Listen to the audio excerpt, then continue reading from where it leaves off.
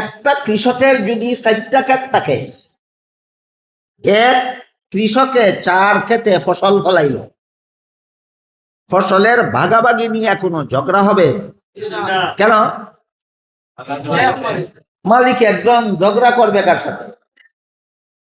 প্রথম ক্ষেতের যেই মালিক, দ্বিতীয় ক্ষেতের সেই মালিক, তৃতীয় ক্ষেতের সেই মালিক, চতুর্থ ক্ষেতের সেই মালিক, 4 ক্ষেতের এক মালিক। ফসল যতই ফলুক, ঝগড়ার কোনো আশঙ্কা নাই। কিন্তু ক্ষেত যদি একটা হয় আর মালিক যদি 4 জন হয়,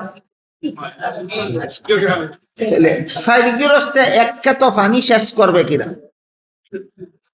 4 কৃষকে এক ক্ষেতে ফসল ফলাইবে কিনা? ফলাইবে না? ধরেন 4 জন মালিক এক ক্ষেতের মধ্যে তরমুজের ফসল ফলাইবে, শত শত তরমুজ ধরলো। একদিন রাত্রে শিলা বৃষ্টি হইয়া সবগুলি তরমুজ ভর্তা হয়ে গেল, কোন রকমে একটা তরমুজ রক্ষা পাইল। এটা কথার কথা। এবার বলেন কৃষক কজন? ফসল কটা? প্রথম প্রশ্ন হইল 4 টুকরা না করে ভাগাভাগি করা যাবে না। দ্বিতীয় কথা হইল টুকরা ছোট বড় হইলে ঝগড়া ছাড়া উপায় নাই।